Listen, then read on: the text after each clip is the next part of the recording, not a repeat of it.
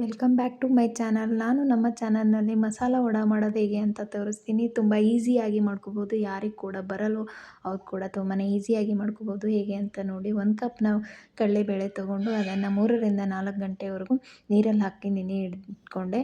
ಅದಕ್ಕೂ ನೆನೆದ ಮೇಲೆ ಈ ಥರ ಬಂದಿದೆ. ಅದನ್ನು ಮಿಕ್ಸಿ ಜಾರ್ಗೆ ಹಾಕ್ಕೊಂಡು ತರಿಯಾಗಿ ರುಬ್ಕೊಳ್ತೀನಿ. ಈ ರೀತಿಯಾಗಿ ತರಿಯಾಗಿರಲಿ, ಪೂರ್ತಿ ಸಣ್ಣದಾಗಿ ಮಾಡ್ಕೋಬೇಡಿ.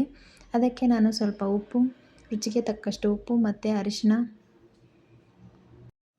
ಮತ್ತು ಸಣ್ಣದಾಗಿ ಕಟ್ ಮಾಡಿರುವಂಥ ಒಂದು ಆನಿಯನ್ ಕೂಡ ಹಾಕ್ಕೊಂಡೆ. ಮತ್ತು ಅದಕ್ಕೆ ಕೊತ್ತಂಬರಿ, ಕರಿಬೇವು ಮತ್ತು ಸಬ್ಬಸಿಗೆ ಸೊಪ್ಪು ಏನು ಮಿಸ್ ಆದರೂ ಸಬ್ಬಸಿಗೆ ಮಾತ್ರ ಮಿಸ್ ಮಾಡಬೇಡಿ. ಹಾಗೆ ಕುಟ್ಟಿರುವಂಥ ಖಾರ, ಅಲ್ಲ ಬೆಳ್ಳುಳ್ಳಿ ಹಾಕಿ ಕುಟ್ಕೊಂಡಿದ್ದೆ.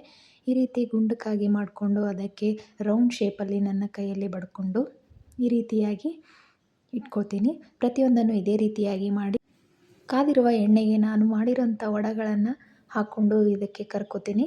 ನೀವು ಪ್ರತಿಯೊಂದನ್ನು ಇದೇ ರೀತಿಯಾಗಿ ಕರ್ಕೊಳ್ಳಿ. ಲೋ ಫ್ಲೇಮಲ್ಲಿ ಇಟ್ಕೊಂಡು ಕರ್ಕೋಬೇಡಿ, ಸ್ವಲ್ಪ ಮೀಡಿಯಮ್ ಫ್ಲೇಮಲ್ಲಿ ಇಟ್ಕೊಂಡು ಕರ್ಕೊಳ್ಳಿ, ಕ್ರಿಸ್ಪಿಯಾಗಿ ಬರುತ್ತೆ.